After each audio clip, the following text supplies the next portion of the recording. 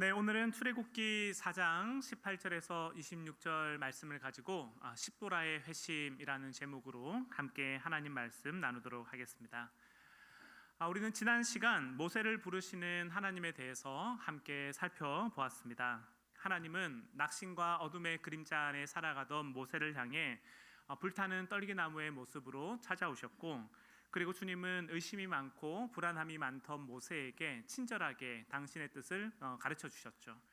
그래서 우리가 지난 시간 때 하나님과 모세 사이에서 이루어진 5번의 대화를 3번에 걸쳐서 나눠서 살펴봤었는데, 그 내용을 잠시 정리하면 이렇게 됩니다. 표를 보여주시면, 먼저 모세가 하나님 앞에 제일 먼저 했던 질문이 뭐였습니까? 하나님, 제가 누구길래 바로에게 가며 제가 누구길래 이스라엘 백성들을 인도해 내겠습니까? 라고 했는데, 이제 그거에 대해서 하나님 뭐라고 얘기했냐면, 내가 너와 함께 있어서 너에게 힘을 주겠다, 내가 너에게 은혜를 베풀겠다 라고 얘기했습니다. 그리고 난 다음에 하나님이 자기의 이름을 가르쳐 주시는데 뭐라고 합니까? I am who I am, 나는 스스로 있는 자니라 라고 하면서 하나님이 자기의 이름을 알려주시고, 그리고 난 다음에 모세가 뭐라고 하냐면, 하나님, 아무리 제가 얘기한다 한들 그 사람들이 안 들을 겁니다. 아무리 제가 얘기한다 한들 그 사람이 안 들을 거고 나를 믿지 않을 겁니다 라고 얘기하니까 하나님이 뭘 보여주십니까? 그들에게 이적을 보여주셨죠. 그래서 모세에게 가지고 있던 지팡이를 땅에 던지니까 뭐로 바뀝니까?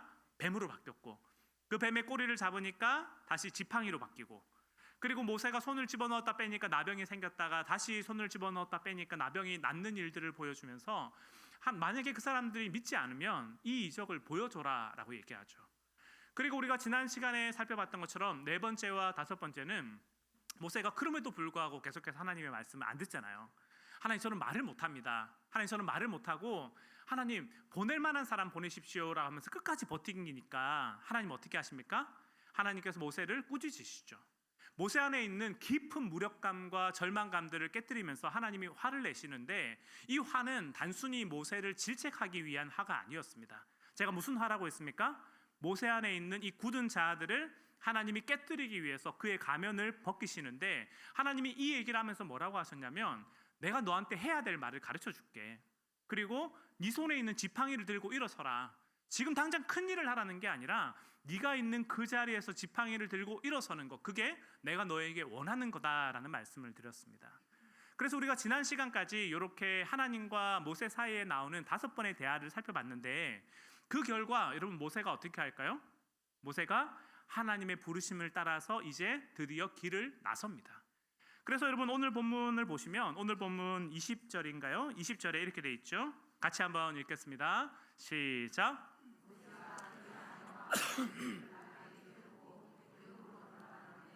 모세가 하나님의 지팡이를 손에 잡았더라. 아멘. 여러분 지금 보시면 모세가 어떻게 합니까? 모세가 애굽으로 돌아가죠. 근데 돌아갈 때 누구랑 같이 가요? 그의 아내였던 십보라랑, 그리고 또 누가 같이 갑니까? 그의 2 아들 게르솜과 엘리에셀을 함께 데리고 길을 떠납니다. 그리고 모세의 손에는 뭐가 있냐면 하나님의 지팡이가 있는데, 여러분 이 지팡이는 모세가 평상시에 미디안 생활을 할 때 들고 다니던 겁니다. 평상시에 목자로서 양을 칠 때 들고 다니던 지팡이를 하나님이 뭐라고 하시냐면 하나님의 지팡이라고 얘기하는데, 이건 무슨 얘기냐면, 모세가 그동안은 자기의 힘을 의지해서 자기의 능력과 자기의 힘을 따라 여기까지 살아왔다면, 이제는 모세가 뭘 의지한다는 거예요? 하나님을 의지한다라는 거예요. 나의 지팡이가 아니라 하나님의 지팡이를 붙들고 하나님의 힘과 그분의 능력을 따라 살겠다고 모세가 다짐하면서 이제 애굽으로 돌아가는데, 여러분 이 장면까지 보면 그 다음에 무슨 일이 일어나면 좋겠습니까? 모세가 하나님의 부르심을 따라 길을 떠나잖아요. 그러면 이 다음 장면에 모세의 인생이 승승장구하기를 바랄까요? 아니면 모세의 인생이 속된 말로 폭망하기를 바랄까요? 어떻습니까 여러분? 당연히 승승장구하기를 바라죠. 모세가 하나님의 부르심을 따라 이제 길을 떠났으니까 하나님께서 이적을 보여주시고, 그리고 이스라엘 백성들이 그 얘기를 듣고 이스라엘 백성들 안에 놀라운 일이 펼쳐지면 좋겠는데, 문제는 오늘 본문에서 이 일 다음에 정말 어처구니 없는 일이 벌어지고 있다는 거예요. 그게 무슨 일이냐면 24절에 나온 말씀인데, 우리 24절 한번 같이 읽어보도록 하겠습니다. 시작.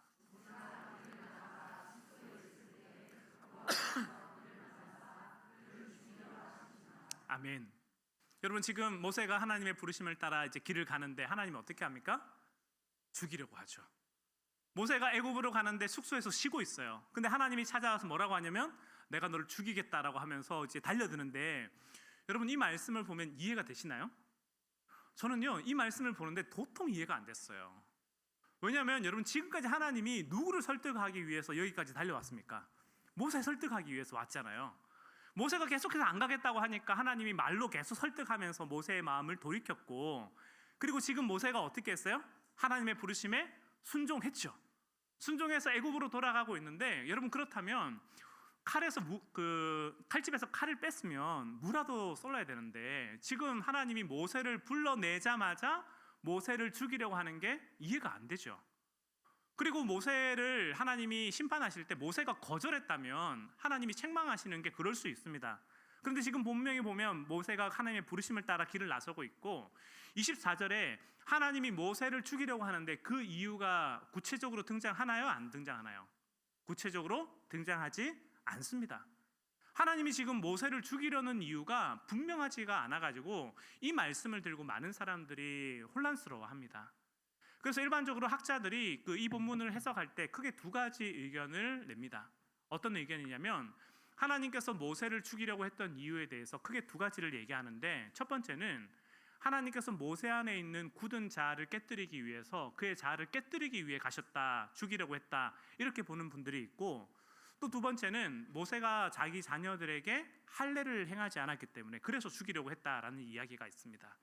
모세의 자아를 깨뜨리기 위해서, 이거는 하나님께서 야곱이 에서를 만나기 전에 야복강에 있을 때 야곱을 찾아가잖아요. 그리고 뭘 합니까? 씨름하잖아요. 씨름하면서 이 야곱의 이 자아를 깨뜨리기 위해서 씨름했던 것처럼 하나님이 지금 오늘 본문에서 이 모세의 자아를 깨뜨리기 위해서 씨름했다, 이렇게 보는 분들이 있고, 또 다른 분들은 할례라는 게 이스라엘 백성들에게 되게 중요한데 모세가 그 약속을 지키지 않았기 때문에 하나님이 그래서 이 모세를 죽이려고 했다, 이 두 가지 의견을 얘기하는데요. 저는 제 개인적으로는 그 두 가지 의견에 대해서 다 지지하는 편은 아닙니다. 왜냐하면 제가 아무리 생각해봐도 그게 논리적으로 맞지는 않는 것 같아요. 왜냐하면 여러분 할례가 중요한 거긴 맞는데 이스라엘 백성들의 삶을 되돌아볼 때 광야에서 할례를 행한 적은 없습니다. 실제로 여러분 여호수아 5장 5절을 보시면, 여호수아 5장 5절을 보면 이렇게 돼 있거든요. 같이 읽겠습니다. 시작.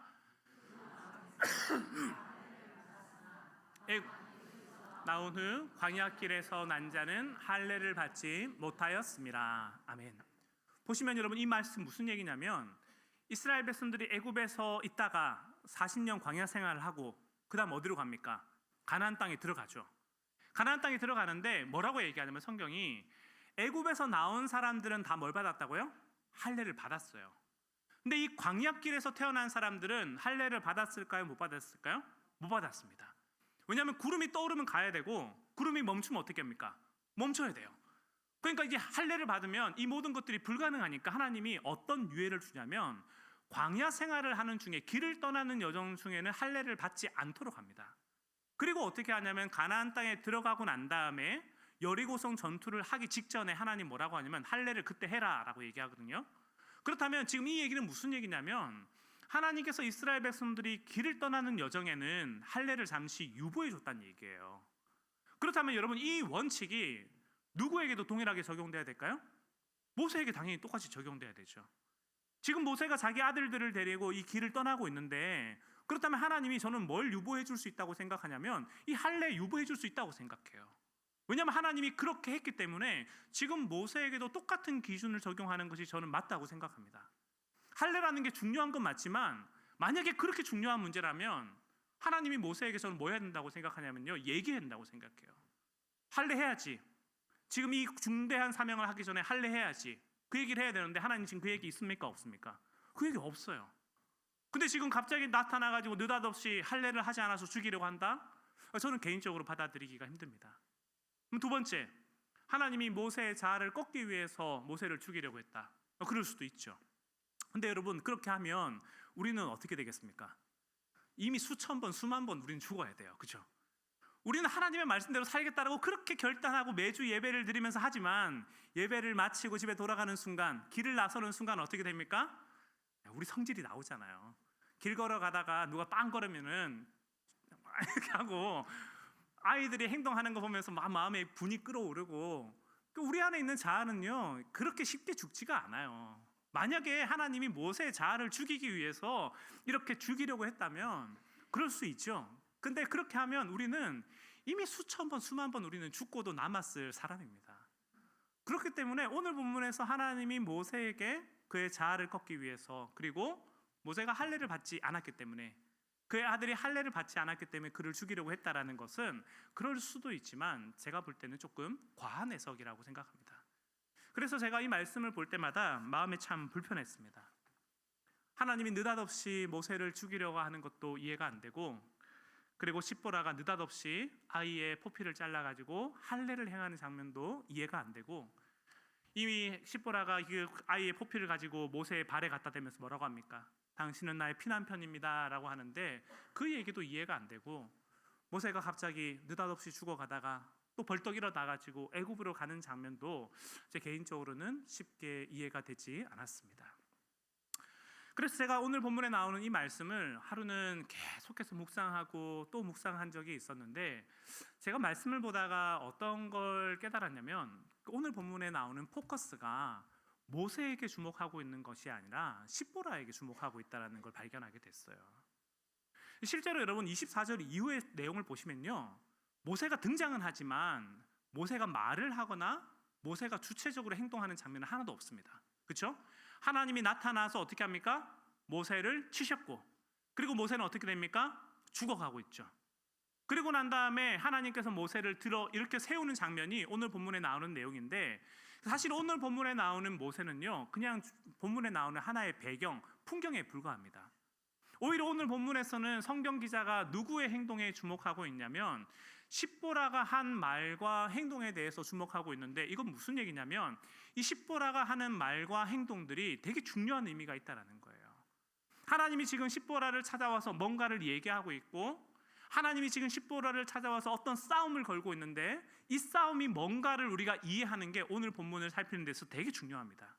그렇다면 결론적으로 얘기해서 하나님께서 십보라에게 뭘 요구하시는가? 십보라가 이렇게 하는 행동이 뭘 얘기하는가에 대해서 결론부터 말씀드리자면, 이것은 하나님께서 십보라의 인생을 하나님의 백성, 당신의 자녀로 바꾸기 위해서 의도적으로 싸움을 걸고 있다는 것을 우리가 봐야 됩니다. 왜냐하면 여러분, 지금 오늘 본문을 좀 잘 이해를 해보시면 지금 모세가 애굽으로 가잖아요. 그렇죠? 모세가 애굽으로 가는데 십보라가 같이 갑니다. 그렇다면 여러분, 십보라가 이 모세가 가는 길을 기뻐했을까요? 모세가 40년 만에 고향으로 가겠대요. 그러면 그 얘기를 듣는 십보라가 오케이 하면서 따라갔을까요? 저는 안 따라갔을 것 같습니다. 왜냐하면 십보라가 지금 태어나서 지금까지 지냈던 곳이 어디예요? 미디안이잖아요. 내가 먹고 살고 자란 곳이 어디냐면 여기 미디안인데, 지금 모세가 우리 고향으로 갑시다, 40년 만에 우리 고향으로 갑시다 라고 얘기하면 여러분, 그 얘기를 듣고 따라갈 사람이 누가 있습니까?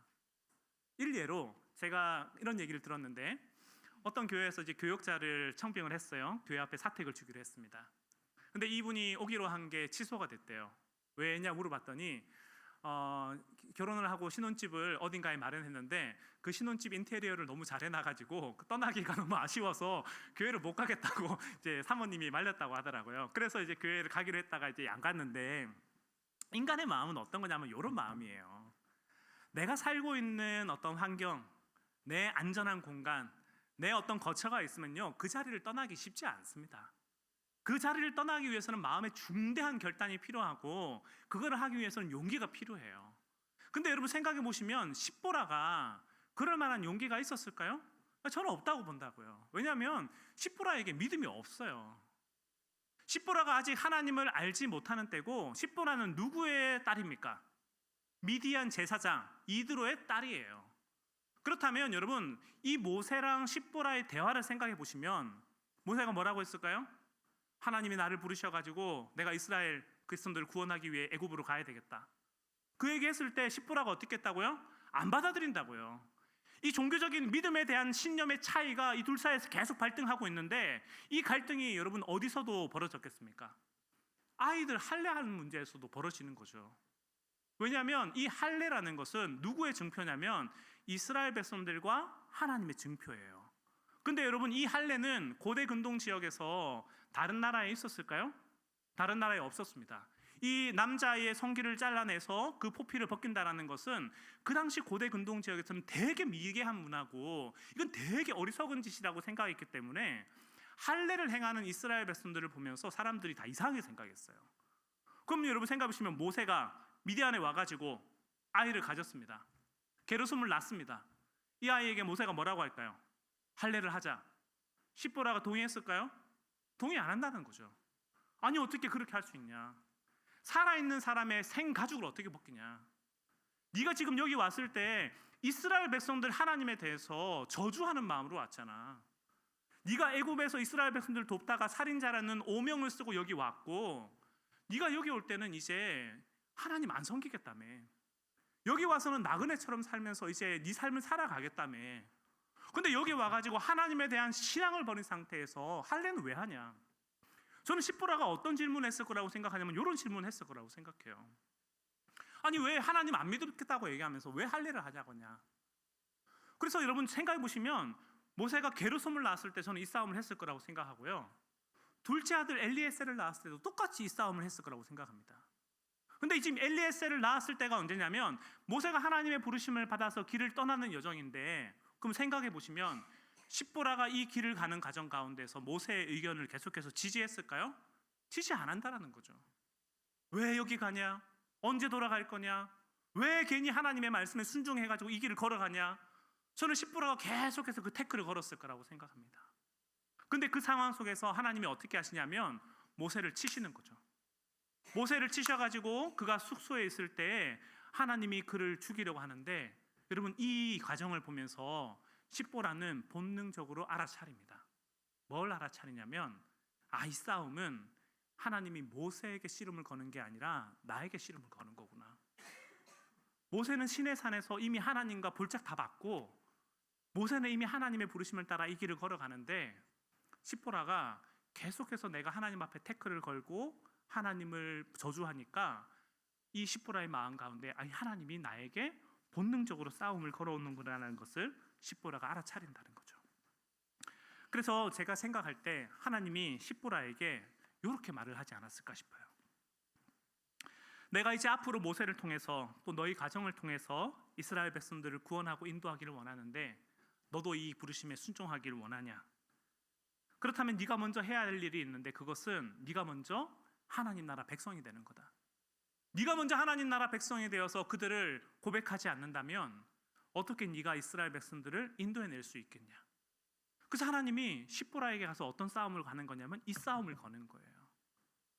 마음 가운데 정말 내가 하나님을 섬기고 따르고자 하는 마음이 있는지, 내가 이 모세가 가는 이 길을 정말 나도 전폭적으로 지지하고 따라갈 마음이 있는지, 그거를 하나님이 십보라에게 물어보는 겁니다. 그래서 십보라가 어떻게 하냐면요, 그 얘기를 듣습니다. 그리고 난 다음에 행동을 취하기 시작하죠. 어떤 행동을 합니까? 둘째 아들 엘리에셀의 성기의 끝부분을 자릅니다. 할례를 하는 거죠. 그리고 할례를 하고 난 다음에 이 가죽을 들고 누구한테 갑니까? 모세에게 가죠. 모세의 발에 갖다 대면서 뭐라고 하냐면 당신은 나의 피난편입니다 라고 얘기하는데, 이 말을 제 말로 풀어서 설명하면 이런 겁니다. 하나님, 그동안 제가 미디안 족속의 풍습과 문화를 따라 살며 하나님의 말씀을 업신여기고 경히 여겼습니다. 그래서 내 새끼 귀한 줄만 알고 아이에게 할례도 행하지 않고 남편의 이야기를 업신여기고 무시하면서 살아왔습니다. 근데 하나님, 이제는 제가 돌이켜 하나님께로 나아가기를 원합니다. 할례를 한다는 것은 하나님 나라 백성이 되겠다는 일종의 표식인데, 저는 이제 미디안 족속의 풍속과 문화를 따르지 않고 하나님 나라 백성으로 살기를 원합니다. 저와 모세의 관계도 그렇습니다. 저는 그냥 모세랑 눈이 맞아서 서로 좋아해서 부부가 된 줄 알았습니다. 하지만 알고 보니 그것이 아니었습니다. 모세는 저에게 그냥 남편이 아니라 모세는 저에게 피로 맺은 언약, 피로 맺은 남편입니다. 주님은 모세를 애굽에서 부르실 때 단지 그냥 모세만 부른 것이 아니라 하나님이 저 또한 부르신 것을 이제서야 고백합니다. 그러니 하나님, 제가 하나님의 부르심과 그 말씀 앞에 순종하겠으니 우리 남편을 살려주십시오. 저는 십보라의 마음 가운데 이 고백이 있었다라고 생각해요. 그래서 지금 십보라가 어떻게 하냐면 모세가 죽어가는 모습을 바라보면서 하나님이 이 싸움은 모세를 향한 부르심이 아니라 나를 향한 부르심이구나. 내 마음 가운데 하나님의 부르심을 방해하고 계속해서 하나님의 마음을 떠나는 이 삶 속에서 하나님이 나를 돌이키기를 원하는구나 라는 것을 십보라가 본능적으로 알아차린다는 거죠. 그래서 하나님 앞에 십보라가 이 행동을 했을 때 어떻게 하냐면 하나님이 그제서야 모세를 이렇게 세워줍니다. 그런 측면에서 여러분 생각해 보시면 하나님 얼마나 잔인합니까? 그죠? 야, 하나님 이렇게 집요하게 우리 인생을 쫓아다녀도 되나? 영국의 시인 프랜시스 톰슨이 하나님은 천국의 사냥개 이렇게 얘기를 하는데, 와, 하나님 이렇게 집요하게 우리를 물고 안 돌아주나? 그런 생각이 들 수 있어요. 그런데 여러분, 하나님이 항상 그렇게 하는 건 아닌데요, 하나님이 가끔 우리한테 그렇게 하십니다. 우리의 자아와 우리의 생각이 너무나 곱게 새어 있을 때 하나님은 항상 그러는 것은 아니지만 가끔 우리의 자아와 생각들을 그런 방식으로 깨뜨리기도 하십니다. 누가 그러냐면 제 인생이 그렇습니다.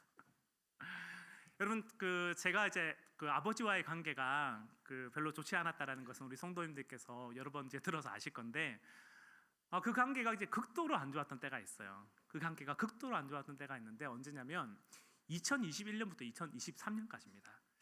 제가 그때의 일을 표로 한번 정리해봤는데 한번 보시면 저희 가족은 1년에 2번 아버지를 봅니다. 추석 때, 그 다음에 구정 때 1년에 2번 보는데 2021년 9월 추석 때 역시나 아버지를 보러 갔어요. 가면은 밥만 먹고 얘기하다가 1시간 반이면 헤어집니다. 근데 이제 이날은 갔는데 아버지가 저희를 보자마자 화를 내시는 거예요. 보자마자 화를 내시고 왜 화를 낸지도 모르겠어요. 그리고 저희 아내한테도 화를 내고 애들한테도 화를 내면서 계속해서 밥 먹는 내내 1시간 반 동안 짜증을 내시는 거예요. 그래서 그날 밥을 먹고 난 다음에 헤어졌는데 기분이 되게 안 좋았습니다. 근데 그리고 난 다음에 한 달쯤 지나서 아버지한테 전화가 왔어요. 세상 친절한 목소리로 전화 와가지고 이제 엄마랑 이혼을 하려고 하는데 네가 증인이 돼주면 좋겠다. 그래서 이제 합의 이혼을 진행하는 과정에서 나에게 유리한 이런 얘기들을 해달라, 이런 얘기를 하기 위해서 전화를 왔어요. 그래서 제가 그 전화를 받고 마음이 되게 안 좋은 거예요. 화를 낼 때는 언제고 미안하단 말도 없고 왜 그랬는지 얘기도 안 하고, 그러다가 본인의 필요가 있으니까 세상 친절한 목소리로 전화를 주시니까 제가 너무 기분이 안 좋아서 아버지랑 통화를 하면서 좀 다퉜습니다. 그리고 난 다음에 아버지께서 이제 저의 전화를 수신 차단을 하셨습니다. 제 평생에 유일하게 한번 차단당해 본 적이 있는 것 같은데, 아버지께서 저의 전화를 차단하고 아내의 전화를 차단하고 우리 가족의 전화를 차단했어요. 그리고 1년 동안 연락이 없었습니다. 그리고 2023년 1월 달에 신년에 아버지께서 이제 저에게 사진을 하나 보내셨어요. 어떤 사진이냐면 신년 이렇게 일출하는 사진. 그 사진을 보냈었는데 제가 그 사진을 보고 씹었습니다. 답을 안 했습니다. 왜냐하면 기분이 나빠서. 아버지와의 저의 관계가 계속해서 이렇게 진행되는 것이 너무 싫어가지고 저도 답을 안 했습니다. 저도 나쁜 놈이죠. 근데 그리고 난 다음에 1월 23일에 구정인데 울산에 내려갔어야 되는데 어머니께서 코로나에 걸리셔가지고 오지 말라고 해서 안 갔습니다. 어차피 가봐야 아버지 안 볼 거니까. 근데 구정 다음 날 아버지께서 이제 급성 심정지가 오셔가지고 울산대 병원 응급실에 이제 실려가셨는데 그리고 난 다음에 동생에게 연락이 왔어요. 아버지가 심정지가 오셔가지고 병원에 가셨고 수술을 받으신다. 아버지께서 제가 대학 2학년 때 이후로 이제 별거를 하셨기 때문에 저와 저희 동생들은 아버지가 어디에 사는지 몰랐습니다. 주소를 모르니까요. 근데 이제 그 일이 있고 난 다음에 23년 만에 동생이 아버지 집에 찾아가게 됐는데 집에 들어갔더니 이 사진이 있더래요. 사진 하나 보여주시면, 이게 왼쪽에 있는 게 그날 아버지께서 수술을 받으시러 들어갔을 때 모습이고, 그리고 오른쪽이 아버지 집인데 동생이 하는 얘기가 집에 갔더니 아무것도 없더래요. 햇반이랑 라면이랑 이런 것만 있고 아무것도 없더래요. 그리고 이제 거실에 TV가 있는데 TV 아래쪽에 저랑 아내가 결혼했을 때의 결혼식 날 사진이 놓여져 있다는 걸 저에게 보내줬습니다. 제가 그날 이 사진을 받고 난 다음에 마음이 되게 힘들더라고요. 아버지께서 수술을 받는 이것도 힘들지만 아버지의 마음 가운데 어쨌든 이제 저와 아내와 우리 가정이 있다라는 걸 생각하니까 제 마음에 이 마음이 막 북받쳐 오르더라고요. 그리고 난 다음에 하나님 저에게 이렇게 물어보는 것 같았어요. 그 당시에 제가 이 말씀, 출애굽기 나오는 이 십보라의 말씀을 묵상할 텐데 이 본문의 내용과 우리 아버지가 놓여져 있는 상황과 저의 상황이 오버랩되는 것 같았습니다. 모세가 누워있는 장면, 저희 아버지가 누워있는 장면, 그리고 하나님께서 십보라에게 싸움을 거는 장면, 하나님 저에게 싸움을 거는 장면. 제시가 네가 이대로 정말 아버지를 보내도 괜찮냐? 아버지와 너의 관계가 이렇게 서로 대화도 하지 않고 이렇게 지내도 괜찮냐? 그러니까 그날 하나님 저에게 계속해서 씨름을 걸어오는 것 같았어요. 그래가지고 그날 말씀을 보다가 제 마음에 결단을 했습니다. 어떤 결단이었냐면 내려가서 아버지를 봐야겠다. 그래서 수술을 받고 이 정확하게 일주일 뒤에 월요일 날, 그때까지 아버지께서 중환자실에 계속 계셨는데 내려가서 중환자실 앞에 갔습니다. 화요일 날 중환자실 앞에 가 있는데 정말 드라마에 나오는 한 장면처럼 저희가 중환자실에 가 있는 그 순간에 아버지께서 의식을 차리고 중환자실 문을 열고 침대에 누워서 나오셨어요. 그리고 이제 아버지랑 저의 눈이 서로 이제 마주치게 되면서 그날 이후로 아버지와 다시 대화가 재개되게 됐는데, 제가 지금 무슨 얘기를 하고 싶은 거냐면 하나님께서 우리 인생 가운데 꼿꼿한 자아로 우리의 마음을 열지 않고 하나님 앞에 그와 같은 모습으로 계속 있으려고 할 때 하나님 어떤 방식으로 일하신다고요? 이와 같은 방식으로 일하실 때가 가끔 있다라는 거예요. 왜냐하면 우리 안에 있는 이 자아가 너무나 세기 때문에 하나님께서 우리 가운데 도전하시고 말씀함에도 불구하고 우리가 그 말을 듣지 않으려고 작정을 하고 있기 때문에 하나님께서 이와 같은 방식으로 우리를 추적하신다라는 거죠. 근데 누구의 인생이 그렇냐면 저만의 인생이 그런 것이 아니라 여러분, 요나의 인생이 그렇지 않습니까? 요나가 하나님의 부르심을 따라서 다시스로 가는 배를 딱 타고 도망칠 때, 니느웨로 가라고 할 때 니느웨로 가지 않고 다시스로 도망칠 때 하나님 어떻게 합니까? 폭풍우를 보내가지고 요나를 뒤집으려 하잖아요. 근데 요나가 그 폭풍을 보고 어떻게 하냐면 하나님의 말씀을 듣고 밖으로 나오지 않습니다. 배 아래로 내려가죠. 배 아래로 내려가니까 누가 합니까? 선원들이 요나를 끌어내죠. 잠을 자고 있는 요나를 향해서 너 왜 여기서 자고 있냐? 나와라. 요나가 나가서 뭐라고 합니까? 이 폭풍은 누구 때문에 생긴 거라고요? 나 때문에 생긴 거라고 얘기합니다. 나 때문에 생긴 거라고 얘기하는데 요나가 어떻게 하냐면요, 바다로 뛰어들어요. 하나님 앞에 회개하고 돌이키는 것이 아니라 바다로 뛰어들어서 차라리 죽겠다라고 얘기합니다. 근데 뛰어드는 하나님을, 그 요나를 향해서 하나님이 어떻게 하시냐면 물고기를 준비해가지고 요나를 끄집어내시는데, 왜 그렇게 하시냐면 요나 안에 있는 그 굳은 마음들을 하나님이 깨뜨리시고 그가 하나님 안에서 새로운 삶을 살기를 바라는 마음 때문에 하나님이 요나를 끝까지 추적한다라는 거죠. 그렇기 때문에 우리가 이런 상황을 만날 때는 하나님 앞에 해야 될 한 가지 태도는 하나님 앞에 납작 엎드리는 겁니다. 하나님께서 오늘 나에게 무엇을 말씀하시는지 듣기 위해서 우리 귀를 열어야 되고, 그 상황 속에서 내 생각과 자아를 꼿꼿하게 세우는 것이 아니라 하나님 저에게 무엇을 말씀하시기 원하는지 내가 듣고 제가 돌이켜야 할 것이 있다면 하나님 아버지 앞에 돌이키고, 하나님과 나와의 관계 속에서 이 관계가 계속해서 어그러져 가서 깨어지는 것이 아니라 하나님 아버지 앞에 우리의 관계가 온전한 모습으로 변화되기를 소망하는 것이, 그것이 오늘 본문에서 하나님 우리 가운데 얘기한다는 거죠. 그래서 오늘 본문에 제가 설교 제목을 뭐라고 했냐면 십보라의 회심이라고 했는데, 그 얘기는 오늘 본문에서 십보라가 그 얘기를 듣고 하나님 앞에 그제서야 돌이키는 겁니다. 하나님, 제가 그동안 하나님을 알지 못하고 이방 사람으로 나그네 된 자로 여기까지 살아왔는데 이제 이 모세를 따라서 하나님, 저도 하나님 나라 백성이 되기 원합니다. 이 모세가 가는 길에 그 모세의 인생을 태클 걸고 저해하는 인생이 아니라 하나님, 어떻게 하면 저 또한 하나님 아버지 앞에 그와 같은 삶을 살 수 있을지 함께 돌이키고 그 부르심의 여정을 함께 떠나겠습니다 라는 마음으로 오늘 십보라가 이 길을 걸어가고 있는 것입니다. 사랑하는 여러분, 그런 측면에서 오늘 이 자리에 있는 우리 모두가 하나님의 부르심 앞에 겸손히 반응하고 또 주의 음성을 듣는 우리 모두가 되었으면 좋겠습니다.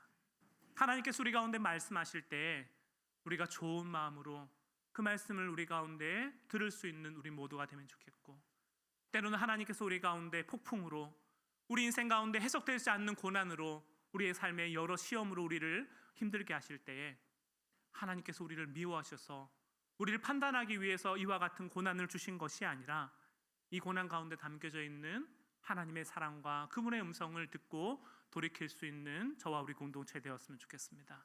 그래서 오늘 우리의 인생이 하나님을 등지고 주를 떠나는 것이 아니라 정말 주님 가까이 그분과 함께 동행하는 우리 모두 되었으면 좋겠는데요, 오늘 하루 주님께서 우리 가운데 이와 같은 은혜 더해 주시면 좋겠습니다.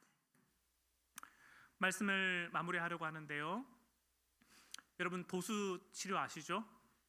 네, 도수 치료 아시죠? 저는 받아본 적은 없습니다, 도수 치료를. 근데 제가 한 번씩 자기 전에 유튜브로 도수 치료 받는 영상을 보긴 합니다. 볼 때마다 기분이 좋아요. 사람 목을 열고 있다가 떠더덕 하면 이렇게 떠더덕 하는 그 소리가 너무 듣기 좋아요.